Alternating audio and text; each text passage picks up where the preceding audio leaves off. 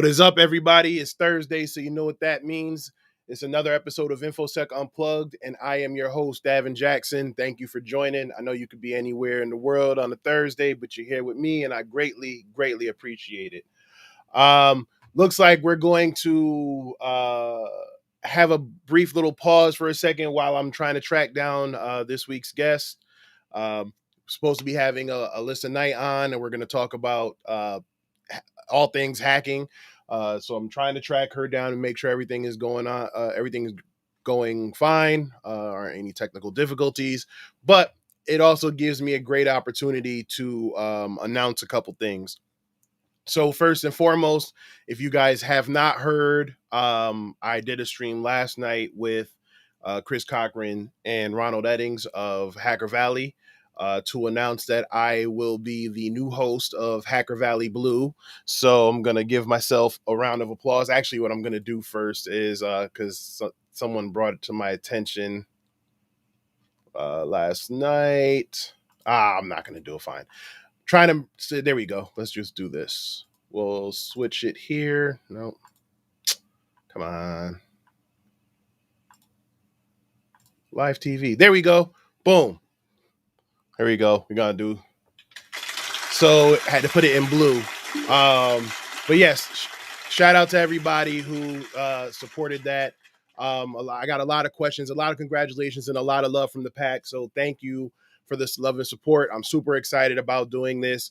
And there were a couple questions about what's going to happen with InfoSec Unplugged. You guys don't have to worry. InfoSec Unplugged will still be here, still be Thursday, still be me, unless I have a guest host or something, which I don't know. Fingers crossed. Let's see what goes on with that. But InfoSec Unplugged will still be the main show, and I will be hosting Hacker Valley Blue, and that season will be coming up in the springtime. So again, I just want to give a huge shout out to Ron and Chris for granting me the opportunity to make that happen. Second of all, I don't know if you guys saw it in the chat, but my good friend and big brother Ty Wilson launched his YouTube channel, and I want you guys to kind of go over there and support it. I put the link in the chat already. Super proud of him for everything that he's been doing. He has, obviously he did the reality show. He dealt with all the internet ramifications that come with doing nonsense, with the internet nonsense that comes with it. But I'm super proud of him, super happy for him. And now he's actually talking about, his challenges, his experiences. There's going to be cybersecurity content, but most importantly, he's talking about mental health and stuff like that.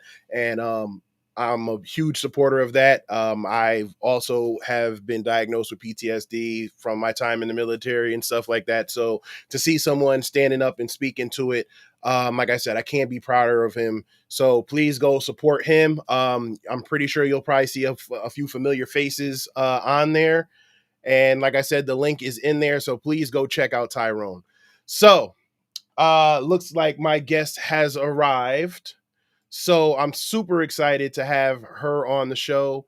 Honestly, she's one of the people who I guess quietly tracked down, or I guess you could say stalked a little when I was trying to learn about APIs based on her expertise. I've talked on a couple of her streams in the comments. I'm actually going to talk to her about that. But she says she's a self-recovering hacker, but she's also hacked everything from cars to bank apps to medical apps to APIs. You name it, she's probably cracked it. So ladies and gentlemen, without further ado, please welcome my guest, Alissa Knight. Woo! What's up? How you doing? What's going on, man? What's Nothing going on? Awesome. Thanks for having me on your show, man. This is amazeballs. Oh no, I'm just so excited we're gonna be both hosting Hacker Valley, man. Yes, I was going to ask you about that, but I before I said anything publicly, but they mentioned it last night, and Alissa, it will be the host of Hacker Valley Red, so we're gonna give her a round of applause right there.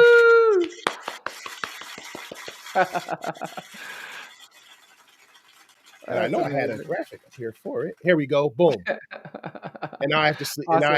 and now I have to switch back. Let me switch back to red. When we announced it last night, it was in red font, and everybody was like, "Why? Well, if you're doing blue, what's with all the red?" So, but yes, yeah, super excited to that. We'll be, I guess, teammates or castmates or I don't know, whatever it is. I'm just looking forward to, Co-hosts yeah, of separate co-host. shows in Yeah, different studios. Yeah, no, man. It's yeah. I'm excited. And thank you for having me on your show. Absolutely adore you. So No, oh, just thank glad you. to be here.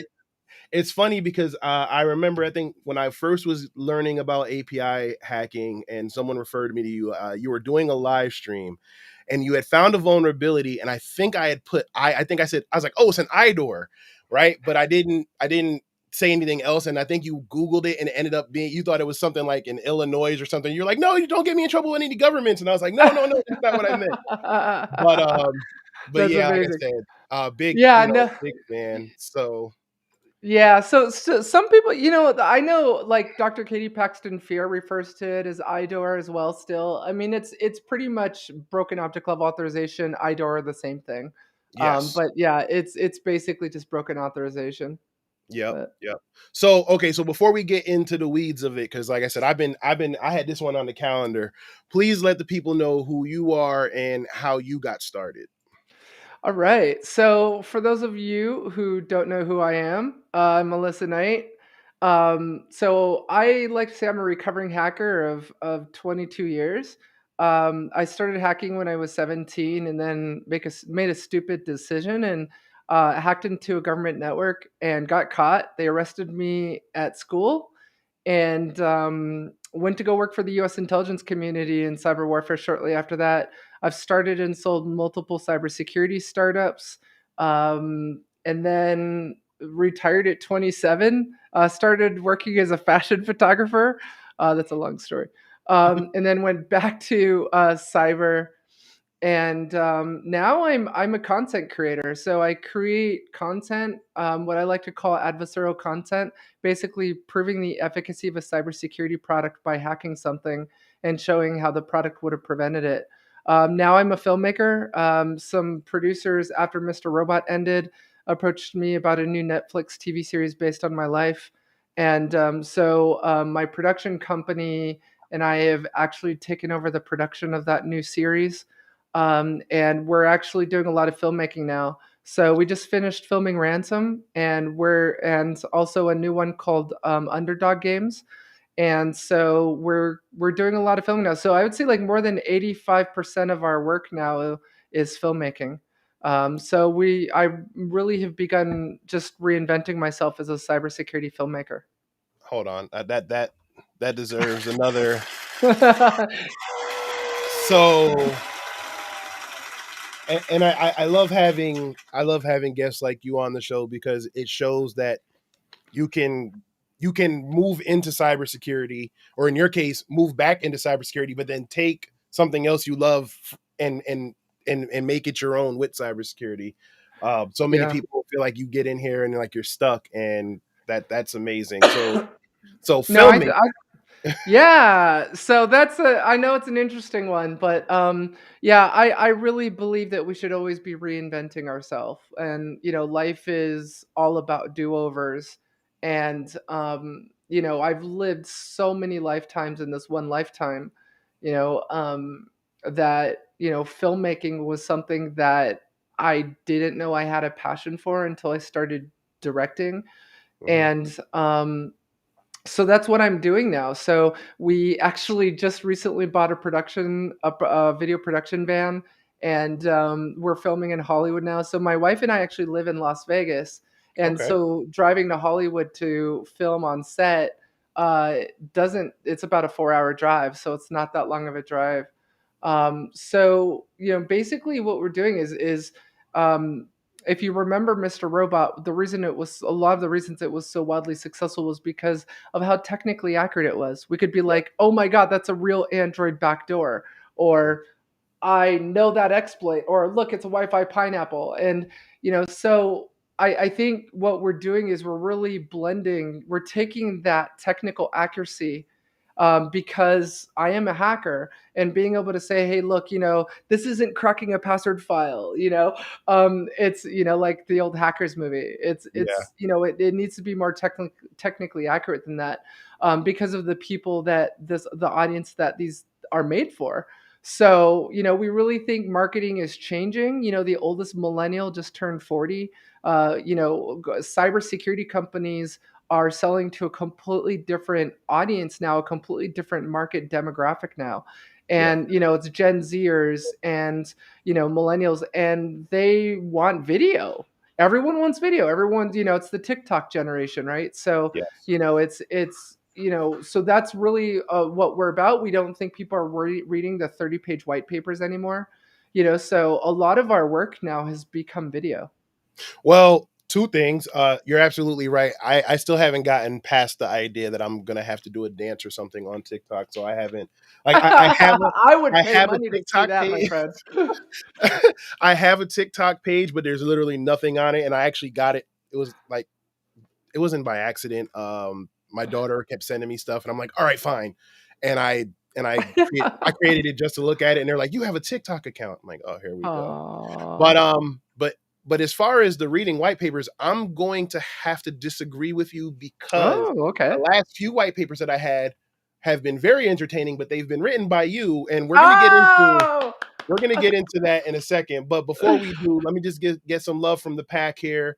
Again, you guys are the reason why we do it and why I'm here. So we have Tish who says hello Aw. everyone. Hey, Princessa says hello Mary. all. Yep, I Oh, see. Mary Galloway's AP. here. Awesome, Tish. Yes, yes, Love me some Tish. yes. And then we have Kalila Scott says, "Hey, Wolfpack, Trenton Brooks." So yeah, we have everybody. It looks like it's a packed house here. Yep, there's Mary. We were talking about Tyrone. Yes, super proud of Ty. I can't be more prouder. I know it's my show, and he's probably doing something right now. But if you guys want, go over there and go check it out, and then come back. Tell him you said you'll be back, but you had to come see me talk to Alissa. So, but Mary says yes to reinventing yourself. And then she also says, Vegas, hashtag Vegas, we love you, Alissa. So Oh, thanks, yeah, Mary. I'll be making my way out there. Well, not to live, but I'll be making my way out there this summer. So I'll probably be out there in June. Mary, I saw Wicked Six is a backup, so we need to talk. But yep. And then let's see, JM says, when can I watch the show on Netflix? Yeah, so I just finished the pilot episode. I was thinking, hey, this is going to be so much easier. It's a TV series. It's going to be so much easier than doing a movie. And then that was like my just I call it my stupid moment. And just didn't realize that a full season TV show was actually equal to five full length movies. Oh, So okay. just finished the pilot. Still need to do an entire season, and then we need to then begin the production. We need to actually find the actors who are going to play the different roles. So there's a lot more to it. It's probably going to be a couple years before it actually airs, but because there's the filming and then the editing and then all that. So, and I'm still trying to get Wonder Woman to play me, but yeah, Gal Gal Gadot's Gadot. Gal Gadot's too expensive, man. My mom's always like, Ellie, you look just like Gal Gadot. I'm like, thanks for the compliment, mom, but she's Israeli. What are you talking about? Anyway, but I'm like Filipino and Cuban. I don't know what you're talking about. But Okay. so anyway, but yeah, She's she would be supposed to be too playing expensive. Cleopatra, so I'm pretty sure they can make it work. So I'm we'll see. sure, I'm sure. And and Cleopatra will be well done over by the So time that I'm doing. Tis says, "Love me some you." Oh, love you too, Tish. We have Ty who says, "Hello from Kansas City, Missouri." And then there was another one. Professor Black Ops says, "Salute to the chat and the panel." Cool, And then cool. we have Andrew says, "So damn cool." No, that is cool. I wish I knew that beforehand, because then I would have typed up a couple questions. I might just type them up anyway. No, But it's okay, man. We're just nerding out here. It's all good. absolutely. But so you're talking about this. You're going. You're in Hollywood. Or you're in Vegas, and you're doing stuff in Hollywood and stuff like that. But let's rewind back to What was Alissa the hacker at 17? Oh man, I was a shit show, man. No, just kidding. Sorry, am I getting let's swear on your No, show? you're fine. Please, Okay. please. So yeah, I was still trying to figure it out. I think I'm still trying to figure it out. I don't know. For me, it wasn't really because of malintent or I want to break this server or it wasn't malicious purposes at the time. You weren't, there was no such thing as ransomware at the time, right? So, I mean, at the time, hacking was about defacing websites and, World of Hell and Rafa, and Rafa was here, kind of thing, and hacking changed. It really became about profit, and now we're seeing patients die directly related to ransomware infections. So it's crazy. Hacking has changed a lot. But at 17, yeah, man, I was a wreck. I was lucky because the charges were dropped. They messed up during the actual arrest process. So I feel like someone up there was looking out for me. Yep. And I'm going to apologize to your audience now. I'm just now getting over COVID for the second time in 3 weeks. So I'm so I'm going to be coughing a lot. So I apologize to all of you. But I hit a 107 fever, man. It was bad. Jeez. Well, I'm glad. Like I said, So I'm glad you're feeling better. It thank sucks to have you. it twice in 3 weeks, but Yeah. like I said, I'm glad you're feeling. I'm glad you're feeling better. I know we talked Yeah. offline. I was like, if you want to reschedule, No, but no, no, I can't. I can't. I can't. I gotta be there. Gotta be there for my fans. No, it was, yeah, it's been a rough ride. But no, I mean, and you mentioned the white papers, and I don't want anyone to get the wrong idea. Please don't get the wrong idea. I obviously still write white papers. I obviously still write books. I'm a huge reader as a published author myself. I'm working on a second book. I it depends on like what are you trying to convey in the content, right? Where maybe it's more episodic and it makes more sense as a story arc to be played out in film hmm versus a white paper. White paper is a great way to demonstrate, this is how I hacked 55 banks in a week, this is how I hacked 55 mobile health apps or APIs or whatever. um and then there's my research where I took remote control of federal and state law enforcement vehicles through their APIs, and that was great as a video. yeah, So I mean, it just depends on the content, I think. Obviously, I want the world to read more. I feel like, and I love your hat in the background sitting behind you, hmm Make America Think Again, because I feel like we just wouldn't be so ignorant as a society, if we just read more. I feel like not enough people read anymore. And talk about it. so, and yeah, I mean, like, we saw that happen with my white paper that came out on Fire, on Playing with Fire, where people weren't even reading the white paper. They were just judging me and trolling me based on Yeah, the title or because of the pictures, and they didn't even read the actual context and the paper itself. And it's sad. I just feel like we should read more. we yeah. would we Well, would I'll know we let you would know. know more. I was in the chat. I was in the chat fighting. Like, I don't know what the hell y'all Oh, talking thanks, about. man. I, Appreciate you. I I appreciate you. loved it. Like, I loved it, and that's actually going to be one of the questions that I have about that, because I think that's more engaging, the creativity that you have in the content creation. Like, anybody can write, you know, 20 something pages of, yes, this Yeah, is what it is, here's some screenshots, go at it, have fun. yeah. But I think the artistry and with the photos and stuff in there is kind of like, oh, that, Uh, it's really colorful, it pops. Like, no one wants to print, no one wants to use their laser printer to print in color if they don't have to, but you find yourself yeah. like, these are some great damn pictures, hell yeah, I'm Oh, gonna. thank you. So Yeah, no, yeah. People, so I think trolls will just take whatever they can latch on to fire at you. I mean, there were I, some people that trolled me that probably loved the illustrations and still attacked me with it. But I feel like I don't know. I mean. When you're a transgendered lesbian female in a male dominated industry, you tend to develop a little bit of thick skin, and I just feel like I just gotten to a point in my life where maybe it's just maybe turning 43 just like Actually, I'm turning 43 in like a week. Actually, oh my God, in 3 days. In January 31st is my birthday, everyone. So just a heads up. Yeah, I think maybe it's just being 43, just that's when it changed for me. And when I hit my 40s, I just didn't care what people thought about me. I didn't care, and I think that's where your content just kind of, just goes to the next level. As a content creator, I'm sure you can attest to this. When I stopped creating content for other people and Mhm. started creating content for me that I wanted to see, Yeah. it became more fun and it became more exciting and it changed my demeanor. People are like, "Oh, I love your personality on video. You're amazing. I love you're so just goofy and poppy and just full of life." It's because I'm creating content on what I love to what I'm passionate about, Well, I'm just So gonna change that thing. And there's something freeing about creating content that you want to create for you. You don't have to answer to anybody. I call it the ZFG effect. yeah, right. I Yeah. call it, I do it because it's like when what yeah, could I go create content for somewhere else and probably get paid for it? Yeah, sure.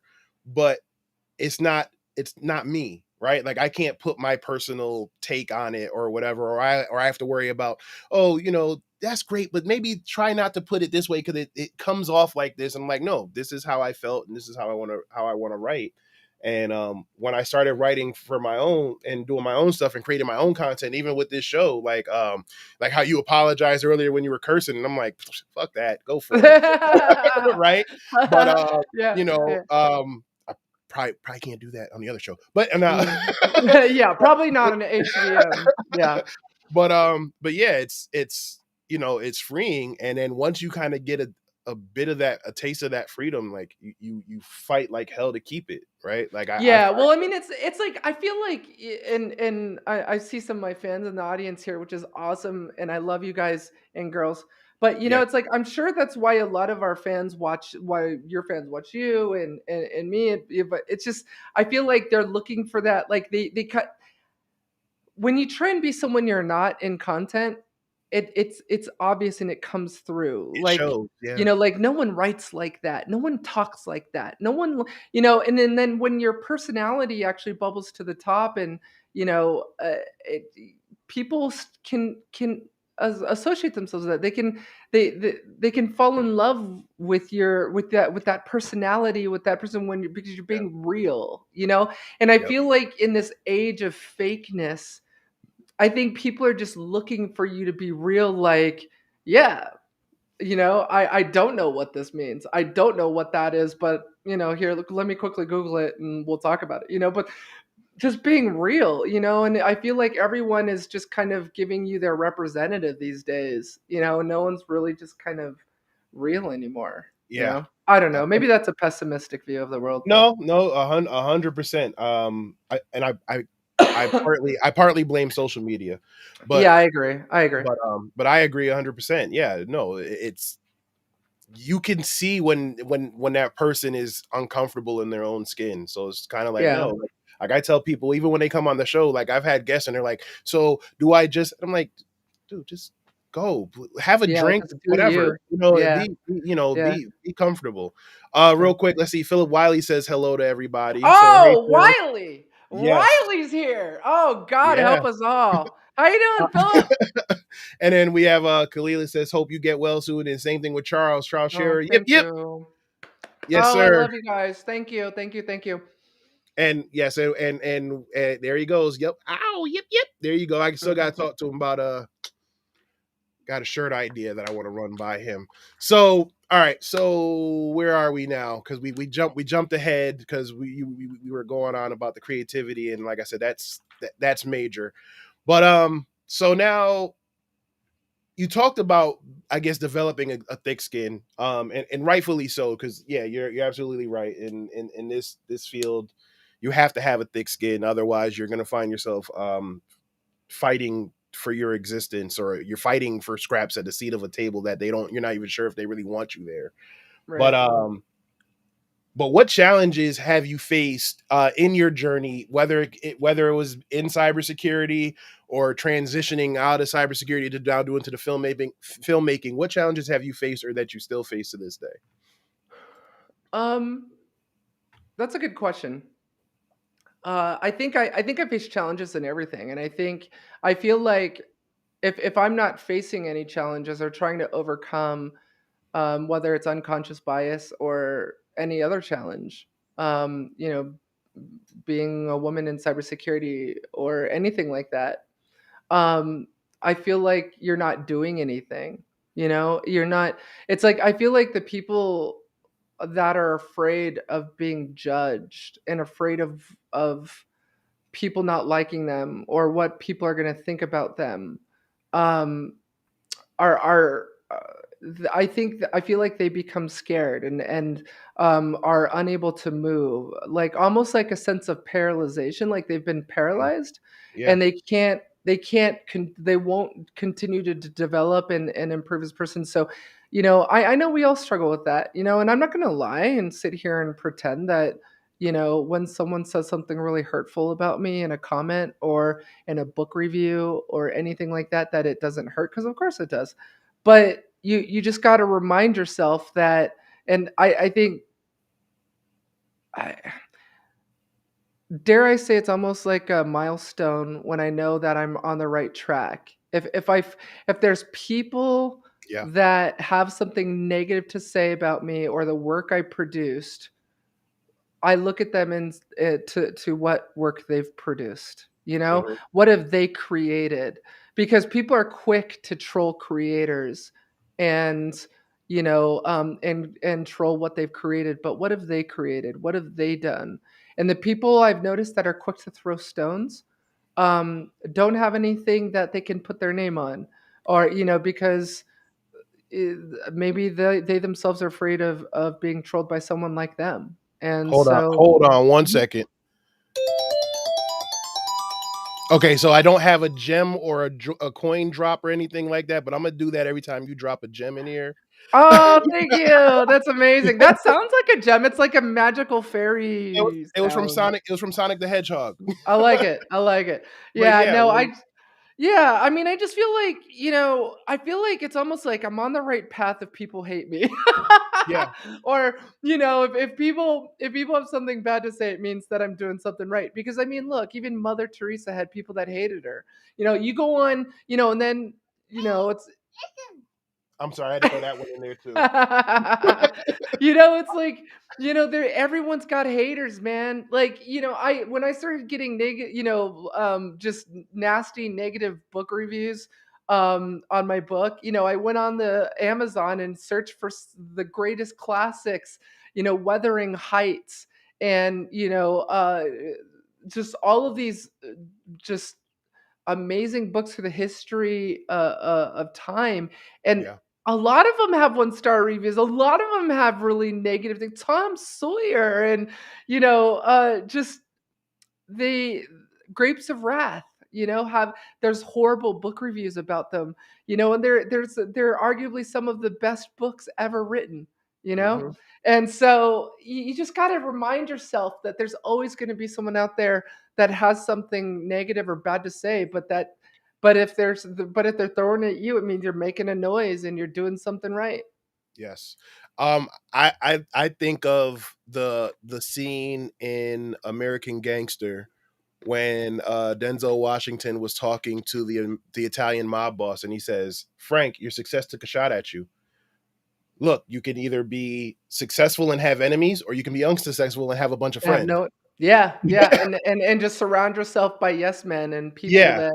that, but yeah, I mean, I feel like creators have, and that could be any kind of creator, but creators have just the most enemies, because like the more you put yourself out there and create and make change and disrupt, the more people you're going to upset, and Yeah. that are happy with the status quo, Yeah. They and don't like don't. feathers being ruffled. Yeah, exactly. So, no, that's a great answer, and it does it takes some time to develop that. Like I remember when I first started blogging and doing content, and everything was it was always a negative comment or someone questioning my knowledge on it. Like I would put up like, here's my take on how you should study for this exam, and it was like, well, what makes you qualified to speak on it? I'm like, I don't know, maybe the Mhm. certification hanging on the wall that says I passed it in the books that I read. But Yeah. but you're right. It's usually the ones who aren't in that space that have so much to say, because they don't. To me, it's like they don't know what it takes, right? Like Yeah. my wife does custom cakes, right? That's her business. She has her own company and she does her own custom cakes. And yeah, I might not know how to bake a cake or design it like her, but I know what it's like to be in that headspace and be in that creative space. So when people who have something to say, or they have something negative to say, it's like you said, well, what have you done? What do you have? What did you bring to the table that we can compare and contrast notes? Oh, Yeah. nothing. Cool. Shut up. Yeah, yeah, exactly. I don't know. There's just some people that I don't know what it is. It's just I guess just some people are made differently. There's just some people that like they feel like they've added value by attacking you. Now, I'm not talking about constructive criticism. That's Oh, no, okay, no, no, right? no, no. Oh Constructive yeah, criticism is absolutely. okay. But there's people out there that just get off on spreading negativity and attacking Yeah, you personally for something you've created. And I don't know, man, like I could never live like that. Like I could never live like that. I'm such a positive person. I want to lift people up, yeah, and like I know like I only got one shot this life, I may go to sleep tonight, not wake up, and I want yeah, to live my life the best way I can. And a lot of people are like, Alissa, like, you've got night events, you've got night entertainment, you got night ink, you've got night capital, you do all of these things. Why? What is, like, every time I wake up there's a new white paper from you, every time I wake up there's a new video from you. How, like, it's I just, when I die, I want you to be able to sit on this show and say, what, Alissa Knight lived well. I, She lived well. but I I mean, just, I'm not rooting. I'm not hoping for that day to come. But yeah, yeah, like you said, we never know. And yeah, if and no, I love that. Absolutely. You gotta you're leaving a legacy. But it's yeah, yeah. but I didn't, and the timing was horrible because I kind of chuckled when you were saying that, because we have another friend of the show, Dwayne Dunstan, in the chat, and he says Hey, Dwayne. he also asked, he's like, do you sleep? This is the most common. I felt somehow, was like, I don't know which one it was. It was, I don't know, Dwayne or someone went on a comment thread. I had just posted a new paper, and like I think a previous white paper came out 3 or 4 days before that, and someone on the comment thread said, Alissa, you're making us all look lazy. Like, what is happening? And like, yeah, that's the most common question is, if I ever sleep. Okay, so I will tell everyone my daily thing here. So I Okay, wait, get up. Uh-huh. hold on, because I actually had a question for that. Okay. So again, so we're jumping around, but Okay. go ahead Sorry. and tell us a day in the life of All Alissa right. A Knight. day in the life of a listener. All right. So I get up at 5 a.m. I go to the gym. I work out. Do about 30 minutes cardio, 30 minutes of weightlifting, and then by then I'm at around 6 o'clock, and then I shower, do my thing. I meditate. So like the best thing I can recommend to all of you is meditation, especially with how stressful our industry is and how much we do today than what we used to do before. Is meditation. I can transcendental meditation is my recommendation to all of you. I can't stress it enough. Um, because stress can kill you, stress can age you. So, meditation is huge. So I meditate for about 30 minutes, and then I break my day up into 30-minute blocks. So I don't have it with me, but I actually have a task sheet that I write out in pen. And then every single thing that I need to get done today is broken down and assigned to 30-minute blocks of time. And then Mm, I have 3 major goals that I need to get done today. And then 3 things, if I can get those 3 things done, these are the 3 things that I need to do. And then I sit down and talk and I write down my morning gratitude. So the things that I'm grateful for. So I stop every morning to just write down what I'm grateful for. So it reminds me not to take anything for granted. Hold And on. then, mhm. So Continue. okay, so and then I just make sure that, like, okay, I only have, a 30-minute block to check my email, or I only have a 30-minute block to eat lunch, and make sure that I'm very thoughtful about how much time I spend on any one particular task in order to be able to get everything done, in addition to the meetings that I need to get done that get done today. And then at the end of the day, once I'm done, I fill out the things that I'm grateful for, before I go to sleep, and then I fill out tomorrow's task sheet, and then at the end of the week, I do my weeklies, because one of the most important things I can tell all of you is that everything should be a habit. I'm one of those people that tries to be habitual about everything, habitual about, your health, and working out, habitual about reading. I one of the biggest excuses that I don't like to hear is I don't have time for that. The really is, like, we have the same amount of time as the homeless man or woman on the street. We have the Mm, same amount of time as Tim Cook. What are you going to spend that time on? And so, I make sure that if I want to read, then I carve out 30 minutes a day to make sure that I read. And then, it's just, I feel like our day runs us versus us running our day. And yes. so I'm very methodical about what I do.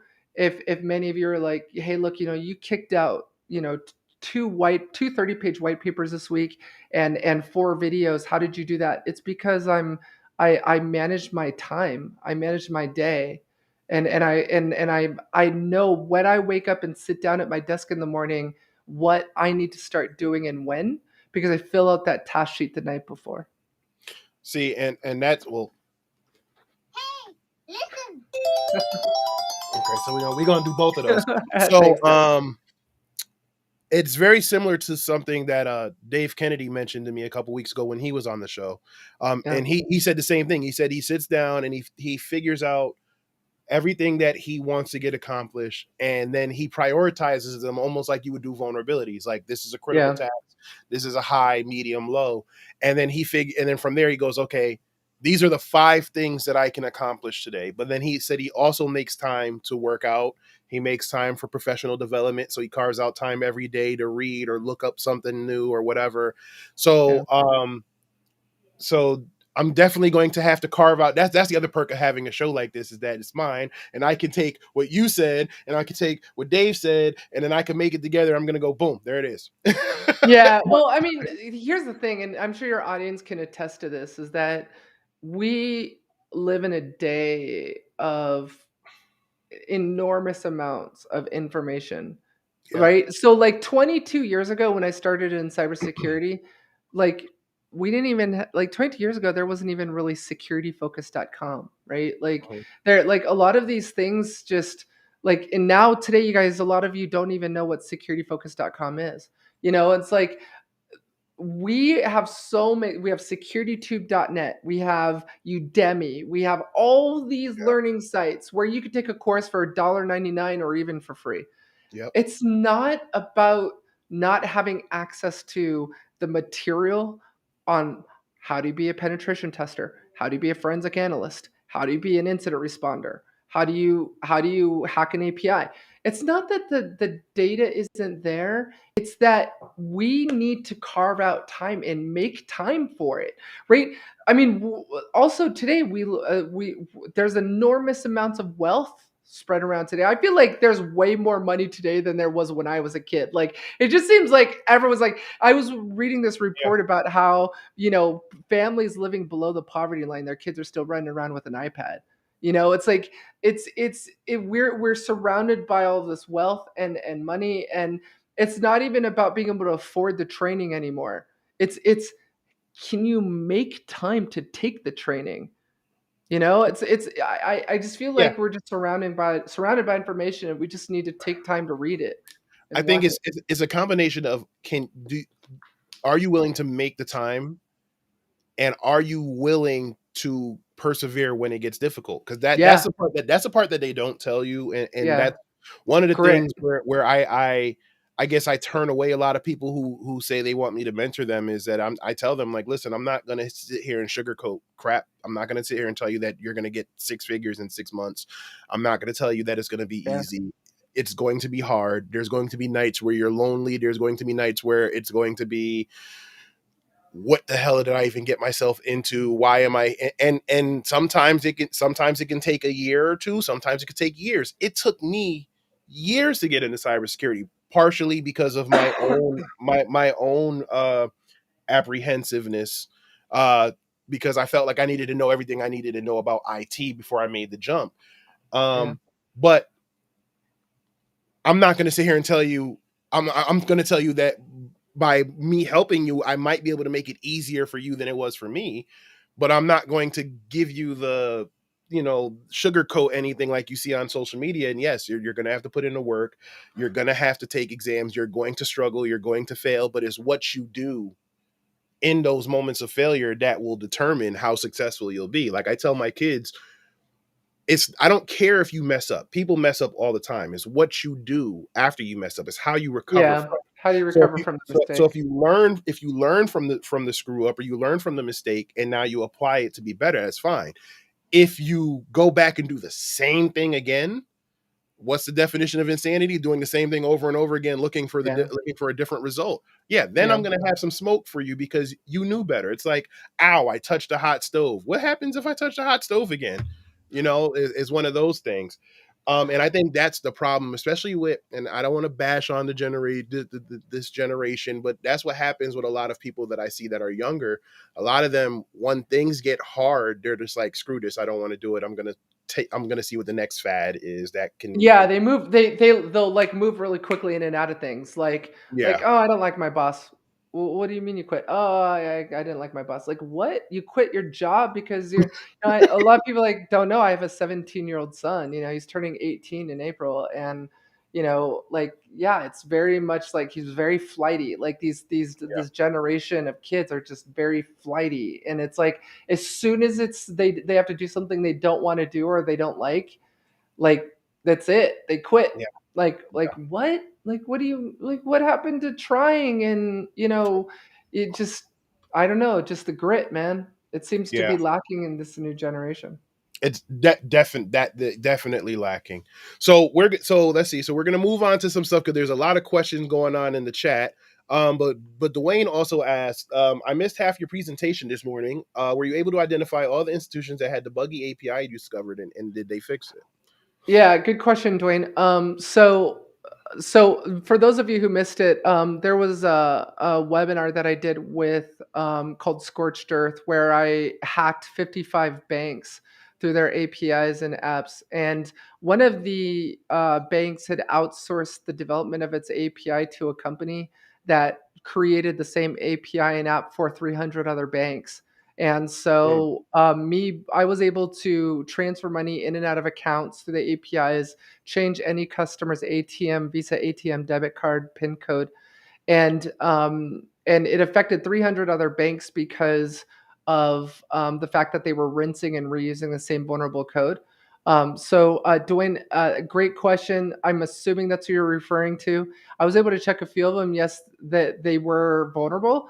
And since that research, some very large banking institutions brought me in to hack their banks through their APIs because they know that that's the plumbing for our entire financial system now. And I'm yes. finding these same vulnerabilities, bowl of vulnerabilities all over the place. So for those of you who don't know what BOLA is, broken object level authorization, you also heard Devin refer to it as IDOR.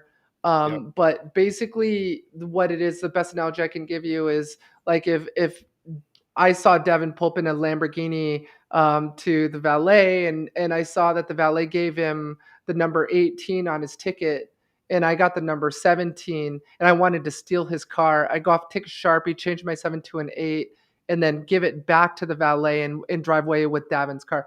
That's a great example of Ebola. So it's basically you're authenticated, you're allowed to be there. I have a token, I have an OAuth token, but because of a lack of authorization, I'm able to remotely start and stop a car engine, like in my federal and state law enforcement vehicle hack, or transfer money in and out of accounts that don't belong to me, like with these banks, or change PIN codes. Like Bola is a very critical, very severe vulnerability if it's found.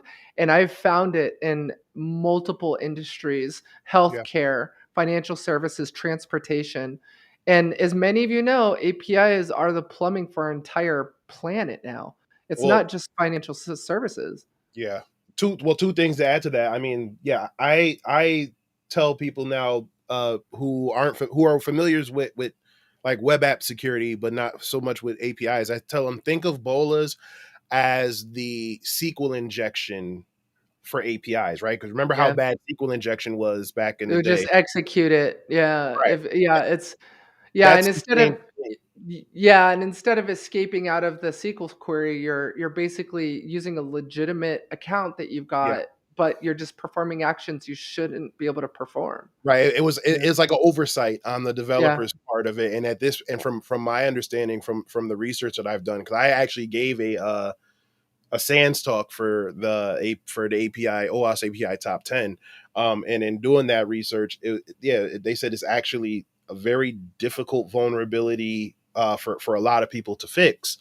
Um, and like you said, it's prevalent in pretty much any application. Like you can iterate through a lot of different accounts, whether it's uh, cell phone providers or whoever. It's literally just okay, like you said, this is user 17. I'm authenticated to be user 17, but what about 18? What about 16? Right.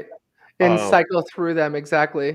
yeah, Yeah, I mean, it's I would say that it's probably the number one finding that I get on when hacking APIs. I pretty much, I guess, at this point have been branded an API hacker. I even taking, locking and unlocking any car door on the road that's made by Ford. mhm, In that most recent research, or starting and stopping any car engine made by Ford. It's crazy. yeah. I would say Bola vulnerabilities. Same thing with Bafla, which is number 5. So broken function level, where that's kind of Yeah, you that's a can bad one allocate too. privileges. Or rate or I've actually seen a lot of rate limiting, especially when it comes Issues. to Yeah. misconfigured like MFAs and stuff like that. Yeah. Um, but but you said earlier, you were talking about earlier how the resources are available, but the thing that I realized a couple of years ago, and I'm kicking myself because this was like when I had a horrible case of imposter syndrome, right? Mhm. So when I was looking, this is about 2018, 2019. I was looking for for stuff on API security and API pen testing, and it was scattered, right? Anand Shketi and Paulo Silva and Yeah. Erez, they had just started the project. I think I came across you a little bit later after a little after that.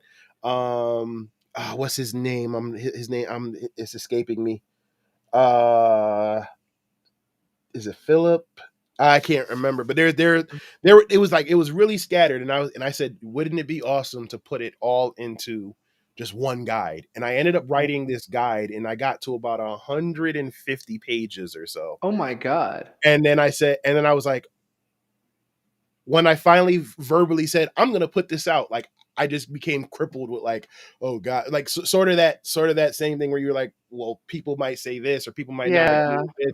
And I was like, okay, well, let me just do a little bit more research on it. Let me do a little bit more research on it. And now I'm getting to the point, I'm to the point now where I'm like, you know what? Screw it. Oh, Corey Bell. Because Okay. because he's actually writing a book. He actually wrote a book too. And Yeah. then when I saw, I pre-ordered his book because I support everybody who goes out and does it. Yeah. And when I saw it, I was like, damn it. Yeah. A It lot looked of it was I'm like, it was structured. It was structured to the point where I was like, I could have, this could have been me. So, Yeah, my guide will probably be out sometime this year. I'm talking that's about you, amazing. talking about Udemy. I'll probably do a course, and I want it, and the reason why I put it on Udemy is because I want it to be affordable. Yeah.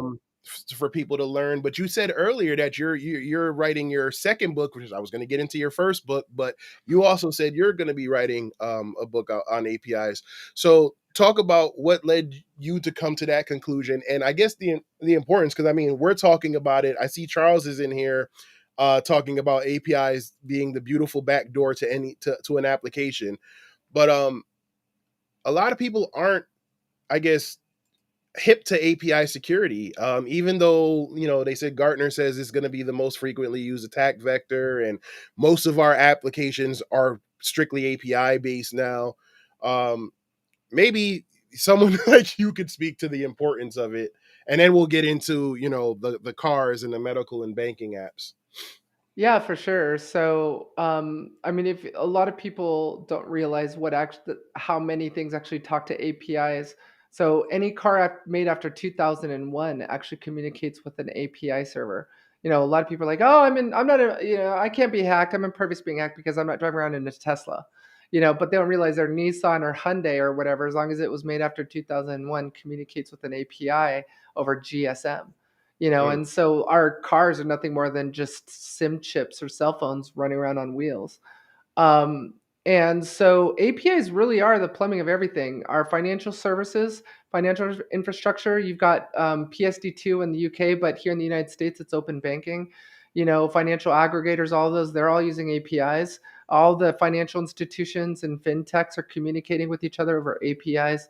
You've got healthcare, which is now the ONCs. There's a law that's been passed as part of the 21st Century Cures Act. It says any healthcare payer provider has to make everyone's patient records available over APIs, or they're going to be in violation of the information blocking rule. You've Ooh. got, which is what was the impetus behind my playing with Fire research with Fire APIs, and how vulnerable they are.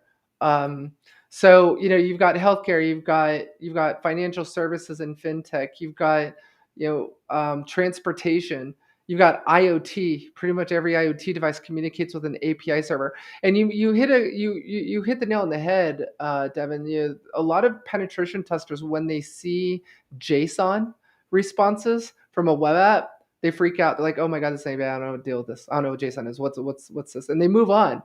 Yeah. Um, People, you really need to, like, if there's any red teamers or pen testers in your audience right now, like, mark my words, you need to develop your craft in hacking APIs, because it is the future, and the future Yep. is now. Everything is APIs now. Everything's microservices. The days of monolithic applications are gone.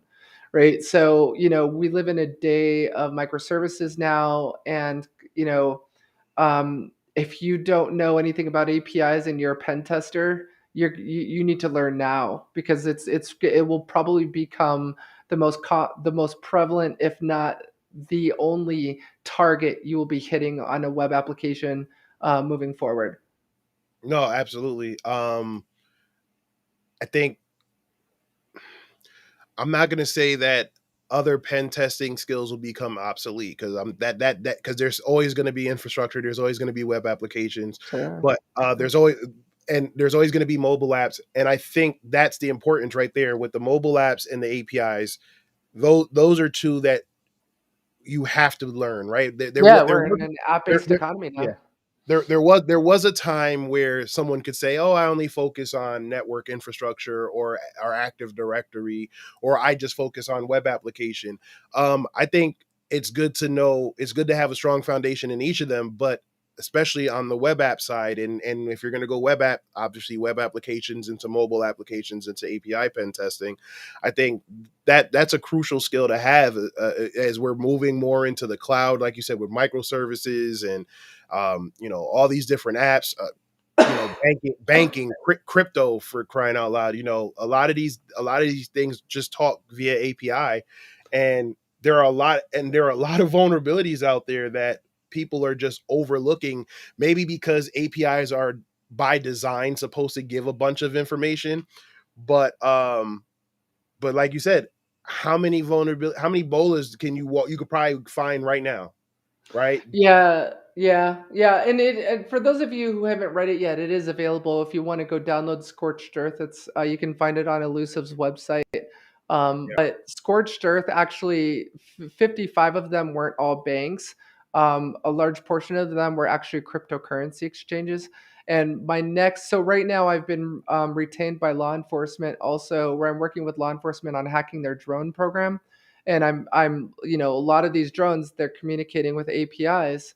And then we also have cryptocurrency, like Davin mentioned, cryptocurrency exchanges, cryptocurrency wallets, they're all using APIs.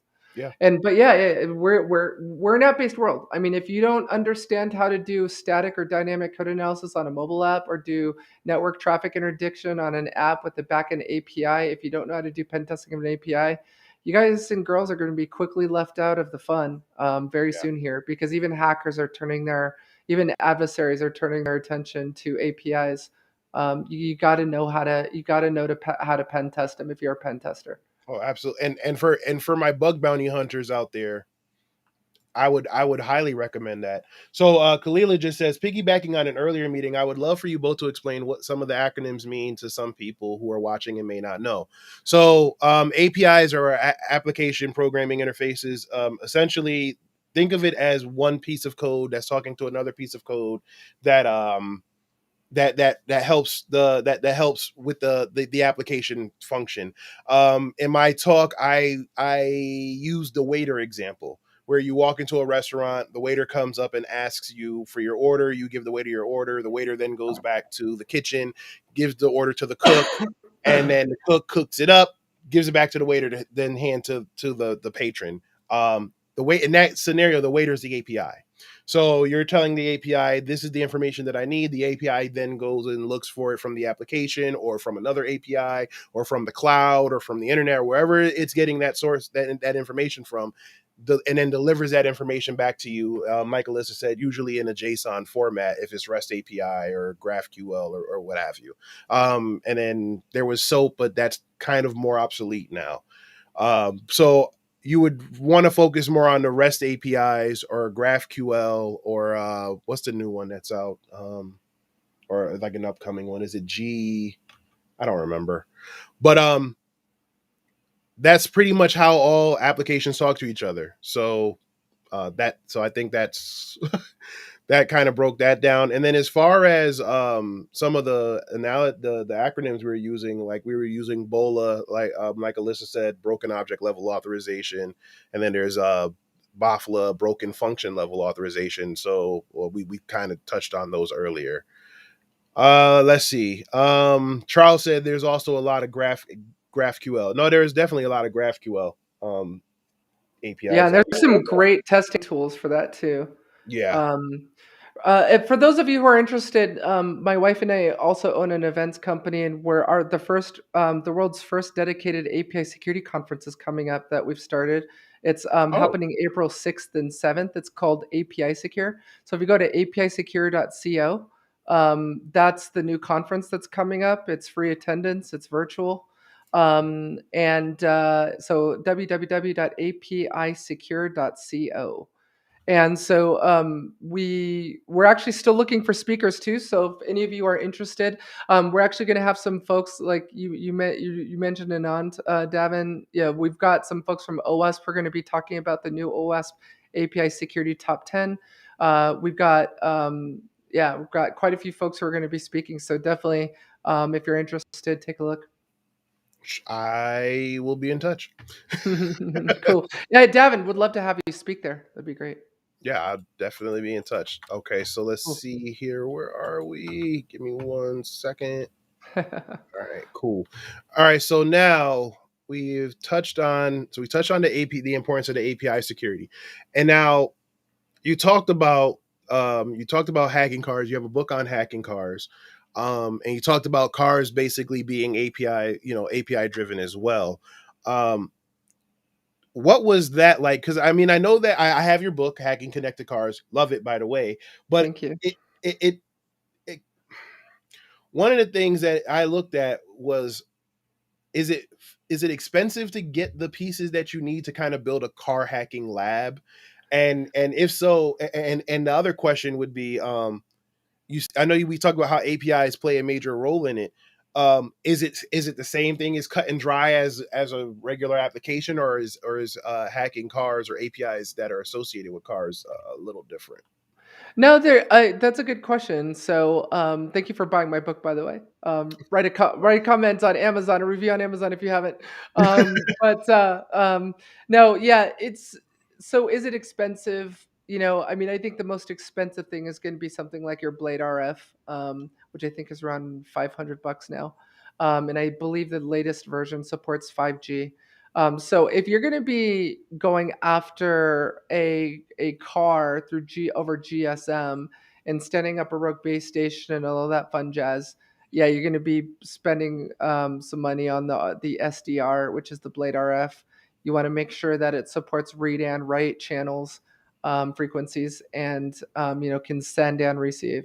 Um, but I'm also hacking cars through APIs now. Like I mentioned, in my most recent research of hacking federal and state law enforcement vehicles, it affected every single Ford on the road. It was through their APIs. And so, you don't even really need to get crazy and become a radio nerd and start messing around with SDRs and rogue base stations, when you could just hack that same car remotely from anywhere in the world over an API. It's like, I don't care about the hacker that has to stand next to my car to hack it. I care about the hacker that can do it from anywhere. Yeah. So And so Dwayne asked, have you hacked into your own car? we just, it's funny. A lot of people ask me a question, what car do you drive? I used to drive a Mercedes E300, and I bought that car because my client was actually Daimler and my client was Harman, which makes the head units. And once upon a time, and I feel like it's been enough time where I can talk about the company names now. But I was hacking in Stuttgart, Germany, and hacking these connected fleets. And so I was like, I trust this car because I actually worked with them on vulnerability management and actually taking remote control of this car and how they fixed it and worked with them. So I trust this car. Um, about a week ago, my wife and I just returned that car after the lease was over, and we've now moved to the Tesla X, but we have not hacked it yet. It actually doesn't arrive for another few weeks, but yeah. So the answer to your question is yes. I hacked my car when I owned the E300, but now with this new Tesla X, once it arrives, I might. But I don't have that kind of time anymore, just play around on something for no reason, If I if I'm hacking something, it's usually because it's client sponsored. So, a lot of I've been hard at work at hacking connected trains, Oh, and a lot of that stuff. Yeah, so that research will be coming out. But and drones and a lot of it's usually client sponsored. I just don't have that kind of time to play with something that's not for work reasons. yeah. I've been interested in the drone hacking, and I kept telling myself that was going to be something I did on as a side uh, project for 2022. It's Uh, crazy. Like it sounds intimidating. You're like, how the heck do you hack an unmanned aerial vehicle? And then you realize they're just like laptops. They're just like clients in any other node in a network. They've got an IP address and they're communicating with a central server. It's an agent server model. A lot of them are communicating over APIs. I'm telling you, everything the API. It's like if you cut the planet Earth in half now, like everything at the core, coming all the way up, it would just be all APIs. yeah, and I like that. That was I guess I'll tell. Yeah, Charles says drones are just flying APIs. Yeah, that's pretty much all they but are. They're flying API clients. but yeah, and going back to what we were talking about the video content.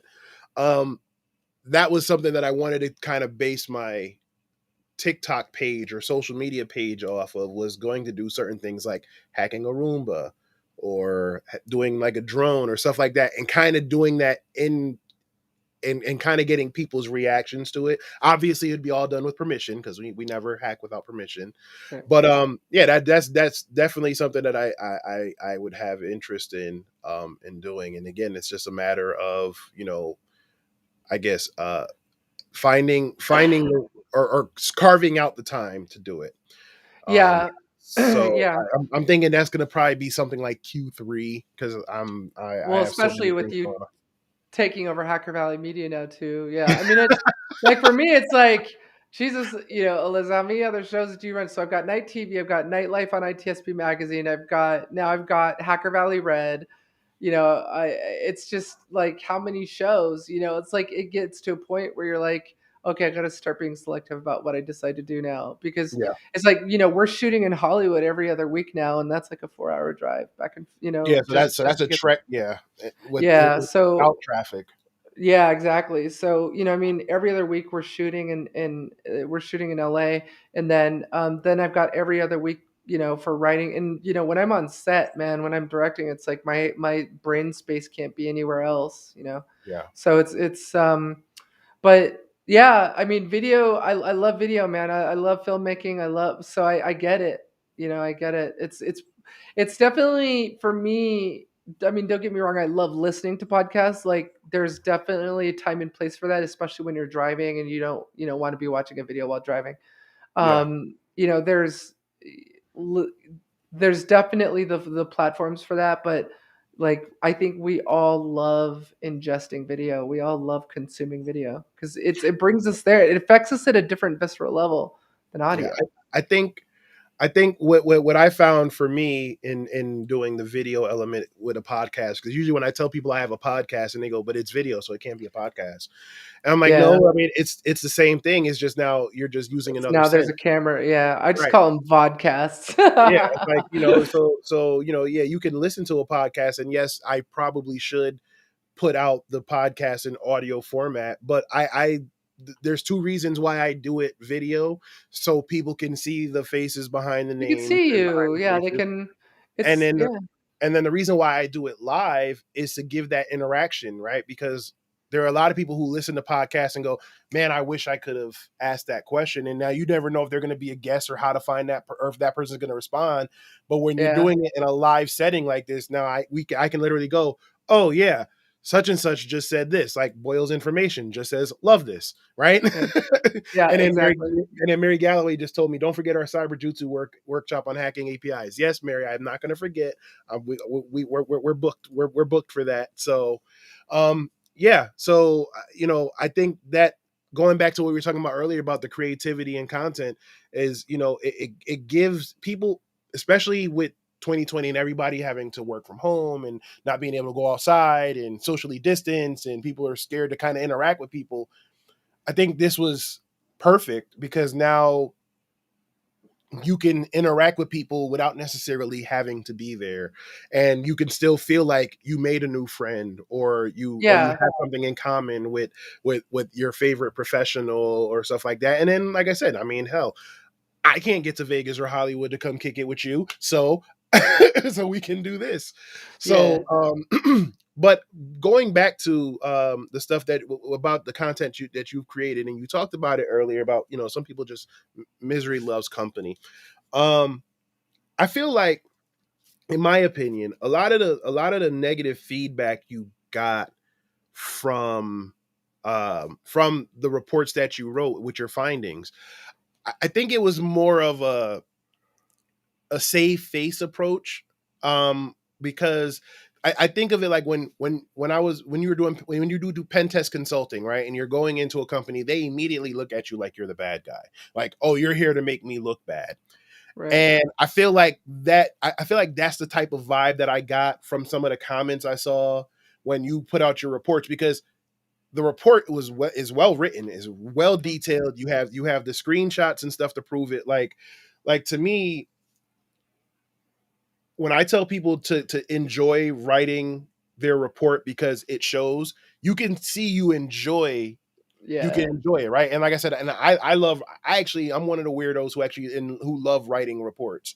right? Yeah. It's like you have your template, but you write your report and you have your screenshots because now you can, when you love what you do and you can put pen to paper or keyboard to Word document to write it out, it shows. It Yeah. shows how hard you worked, and it shows your passion. And more importantly, the more well written it is, the more likely you're going to get repeat customers and get paid. So Yeah.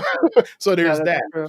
But I feel like the negative response is more like sour grapes, like, oh, like they're trying to do it because they feel like you made them look bad, and you usually say, I'm not doing this to make anyone look bad or to call anyone out, but it's something that's needed. Like you said, people are dying because of vulnerabilities in medical Yeah. applications now. So I would love to hear, just your thoughts on what you think it is. I mean, we talked about it earlier about, some people just being miserable pricks, but but what do you think it is as far as why people seem to have a problem? Because like I said, anybody, and I'm gonna tell you right now, anybody who has a problem with the artwork or the photography or stuff in it, tell them to kick rocks because like Oh, it's awesome. thanks.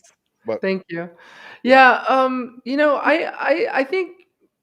I think it's a lot of what you said. I think it's sour grapes where I actually looked up some of the profiles of some of the people that were attacking me, and unfortunately one particular person decided to make it personal and attack me personally.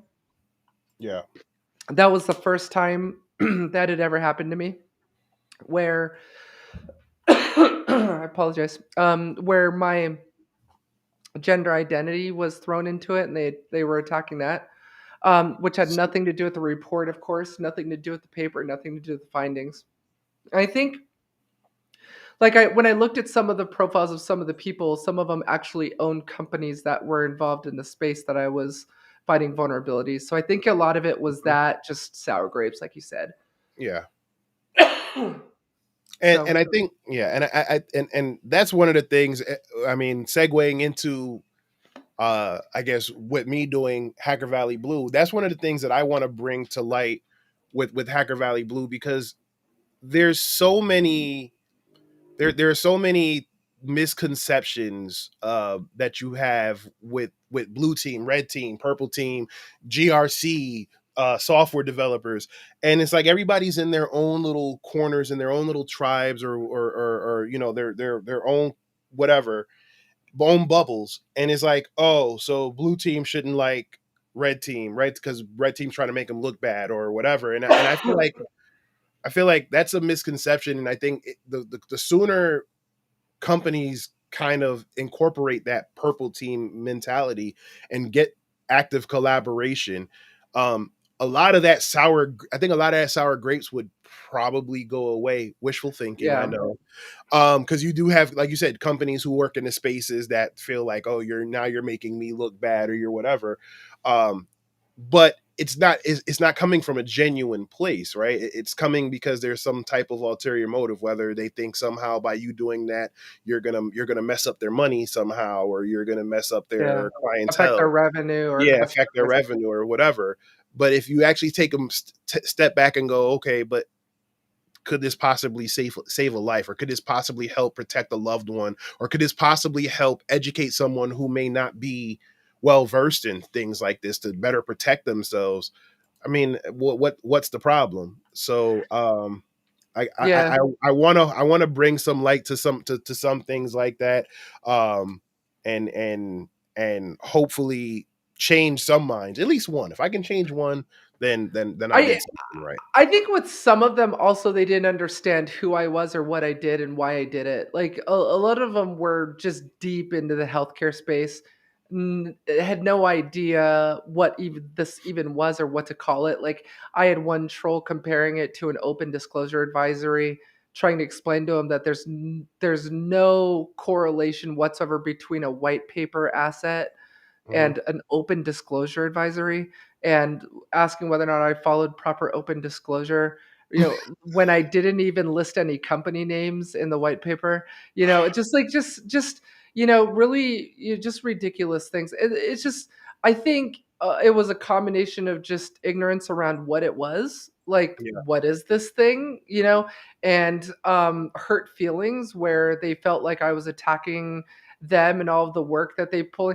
What it was, the analogy that was given to me is it was like I walked onto a battlefield that's been raging for decades between the open healthcare, initiative, and open gov initiative, and the healthcare space, that were on opposite ends of the battlefield. And then I just walked in the middle of this war that had been just going on for decades, and just started, telling everyone their babies were ugly. That's basically what was explained to me. I'm like, Like, so, because I mean, they've, like, all of this work had been, gone into, like, trying to pass these laws around, the information blocking rule and patients' access to their data. And I basically just, okay, look, you're doing this. That's great. You put in decades of work to make this happen. Oh, by the way, I can hack all of these APIs and I can access your patient records. So it's being done insecurely.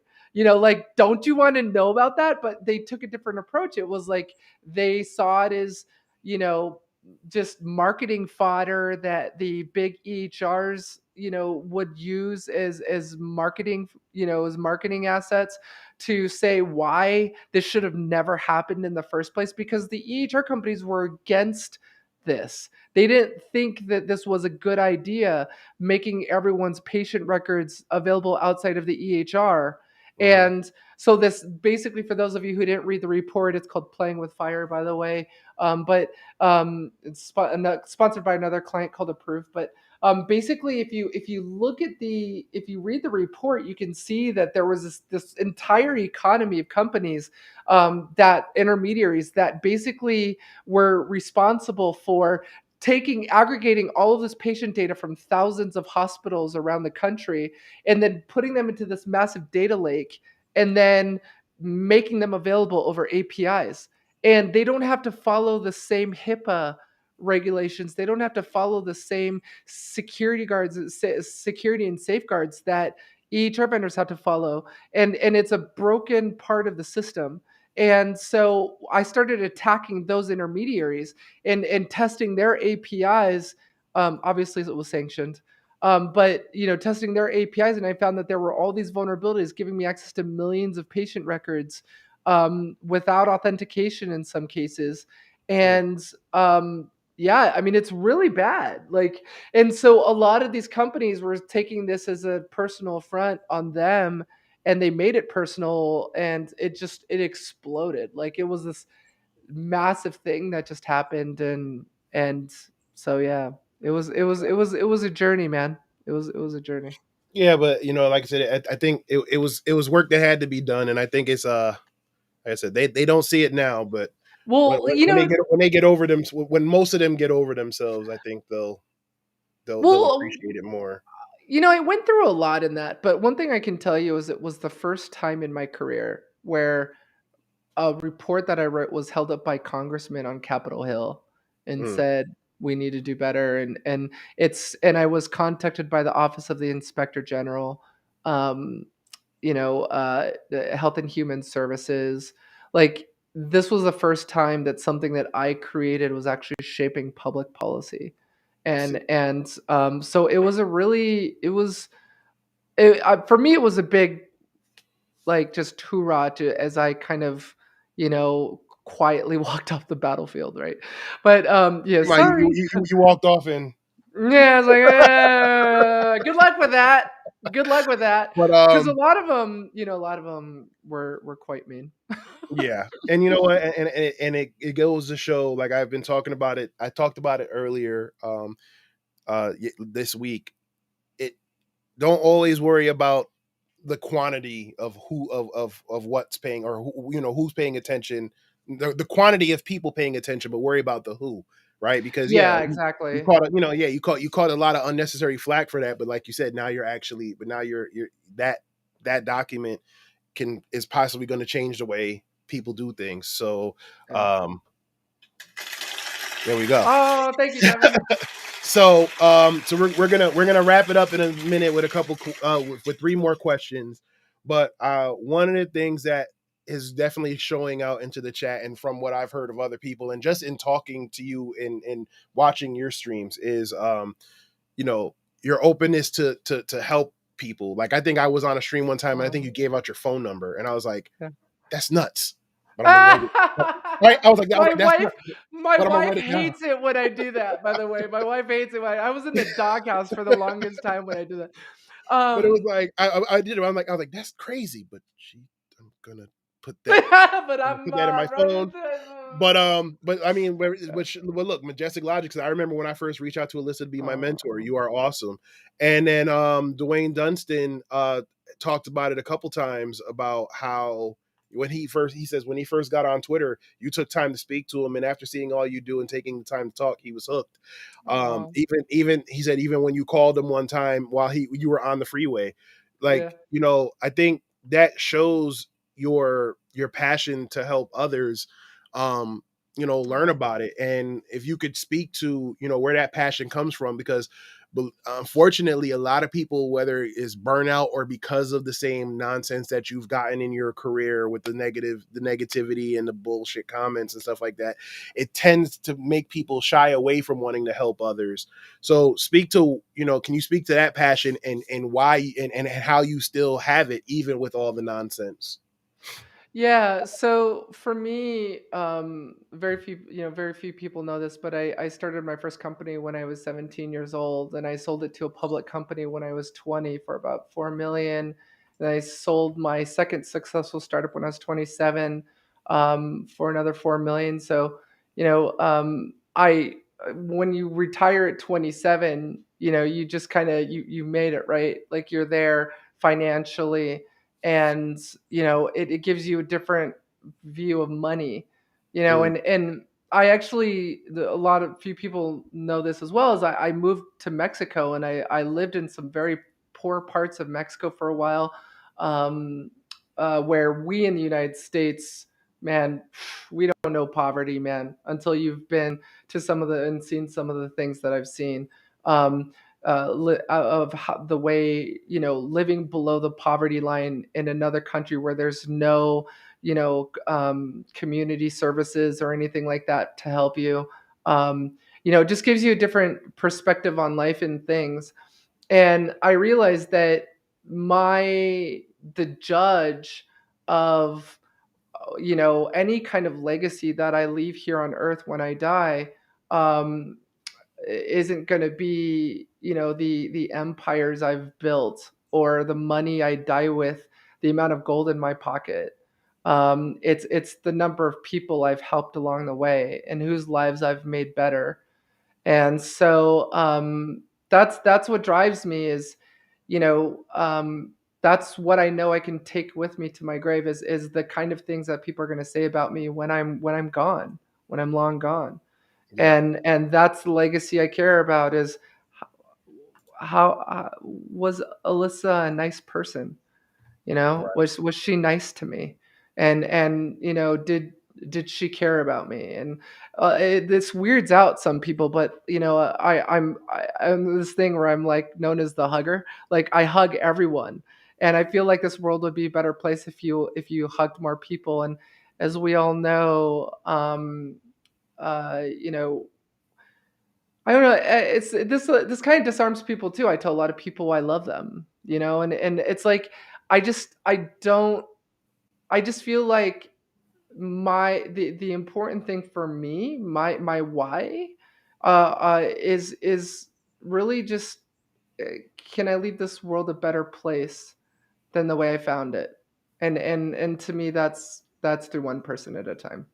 See, and you answered my last question with you when you with that last sentence, because that's how For like, that's how I leave it off with every episode. I ask them what their why is, but you beat me to it. But that's okay. That's okay. So she said her why is because she wants to leave the world a better place than where she left it. So we'll do it like we'll leave it there. But but actually I'll switch up the final question.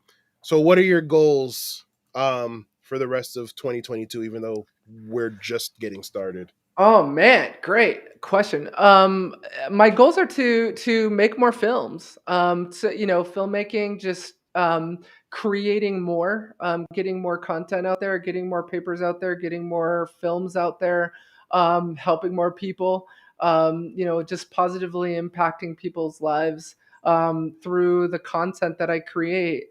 Um, I would say like, yeah, those are my big goals for the year is just wanting to learn more. I want to finish this year off having learned more than I started the year out with.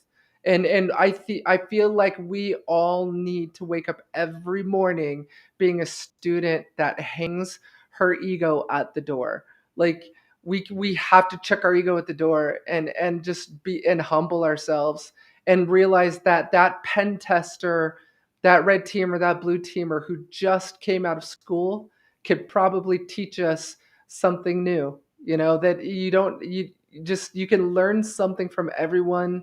And I want to be a student every day of my life. I want to learn every day of my life. And that's my goals for this year is, I want to end it with more knowledge than I had than the way I started a year out.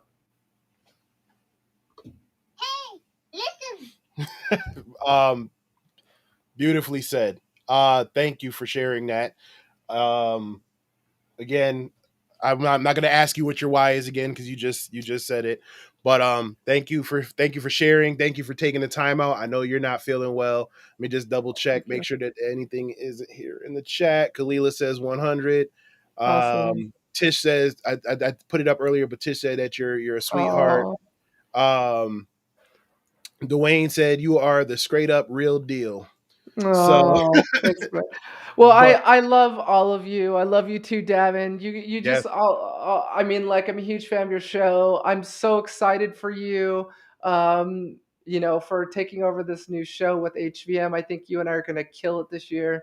In absolutely. HVM. I look forward and I'm humbled for just being able to take what Ron and Chris created, and just take that further, and I treat that with a lot of respect, and I'm Yeah. excited about what you and I are going to do for the brand, Oh, absolutely. And moving it's not forward. just us. I mean, they were talking about so many different hosts. So they have AJ on. They have the Yeah, Cyber Ranch with Alan. So I yeah, mean, yeah, it's definitely exciting to be a part of something that's big and getting even bigger. yeah. So yeah, I'm definitely looking forward to that. Looking forward to the group powwows. We said hopefully when things behave themselves a little bit better with what's going on outside, we'll do a Hacker Valley cookout. That would be neat. Hacker That'd be Valley. neat. So, I'll bring so the Filipino food. I'll bring some okay. pancit and Well, look, adobo. I'll bring some Jamaican food, and I'll have my wife bring. They already asked my wife to bring cake, so All so right. so we'll probably do that. But ladies and gentlemen, everybody watching, this has been Alissa Knight. Thank you so much. I'm gonna throw them all Thank in you. there. And because I love you so much, I'm going to wish you a happy birthday, but I'm not going to Oh, thank you, serenade Dad. you because I don't want to lose the viewers with my singing voice. But but Thank you, please, Dad. happy birthday. I hope Oh, you thank and you. your wife enjoy your birthday and celebrate you and everything that you're Thank you. doing. Much success to you, much blessings, and I hope to hear more information about, you know, everything you got going on with like what you said, like 4 or 5 different companies. Yeah. And and yeah, I'm definitely looking forward to it. If you need an extra to stand on set, just Oh, let me know. I got you, bro. I Got you, bro. So, Awesome. ladies and gentlemen, this has been InfoSec Unplugged. I have been your host, Davin Jackson. This has been my guest, Alissa Knight. Again, if you know how to find her, if you don't, you can look her up. It's Alissa Knight on Twitter. Look up Knight Media. Also, download those white papers, Playing with Fire, FHIR, as well as the Scorched Earth. Like I said, I have both of them. Like I told you, I've been stalking quietly off into a corner because like I said, I was like, when I decided I wanted to make the API stuff my niche, it was like there are a few people. Like I said, there's you, Charles. Charles, I see the stuff that he does with APIs. He's in here. Mohammed Al Dub, Volnet. He has a great course. I actually took one of his Black Hat courses, but like I said, it's definitely you're definitely in the top up there. So, Oh, thanks, Dana. so like I said, so just know that you are appreciated out here, Oh, thank and I you. salute you.